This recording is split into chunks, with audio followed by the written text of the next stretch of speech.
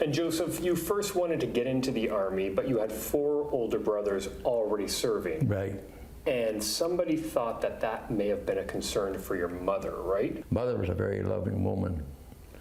And so that was the thing that was, it bothered Mother after my 4 brothers being over in the war and they come home. Now I'm getting in the war. And she was quite sure that I wouldn't make it to come back. And then you kept it a secret from her at the beginning, right? I didn't want to tell her. I didn't want to break her heart anymore. How did she find out? Well, it was, as I say, I was being sent to Korea then, and I had a choice for my last leave. So I was at a little village called Tweed, and there was a train going through there, so I got on a train in Toronto and came into Tweed, and then I had to walk 3 miles to the farm. So I went up then and broke news to Mother then that I was on my last leave before going to Korea. What did she say? Well, she broke down and cried, didn't want me to go. And I said, well, I can't help it. I've made a decision and I have to go. Did all your brothers eventually come home? Yes, they all came home. We went to war and we were short soldiers. We had only 800 and we're supposed to have 1,000. So Sigmund Rhee and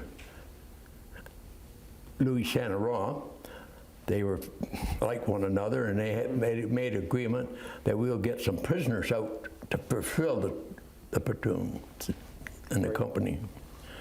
So I read, they gave me a platoon of 7 men, and then I had 3 prisoners that were taken out of prison to fill in, and that's what I would get. Well, then there was what you call truth. It was signed by both Sigmund Rhee and Louis Saint-Laurent. So the truth was signed at the time, but they had a big balloon that was ready to go up in case the war started. The sergeant major come down from the head office. He stood on a big rock, and he says, I got good news and bad news. He said, we have a balloon, and that goes up, there's going to be war. And we're not going to be able to get the ammunition to you fellas up here. All the ones in the back, we'll give them the ammunition. So the prisoners got very angry about it, very upset. And so when the sergeant major took off, he said, well, what are we supposed to do? Sit around there? And I'll tell you what you're going to do. You're going to get your little shovel out of your backpack, and you're going to start digging. And you're going to dig. We got a straight tunnel going in here, and we're going to turn, and we're going to make an L to it. And I says, then when the enemies come along, they're going to see where those rocks and everything are. They'll maybe drop gas on us or a bomb in there. So I said, we got to get in far enough in there and on an L tunnel, and we're going to dig a space out the other end. But we're going to we had a bamboo pole that we found. It was a root of a bamboo. It was about 2 inches.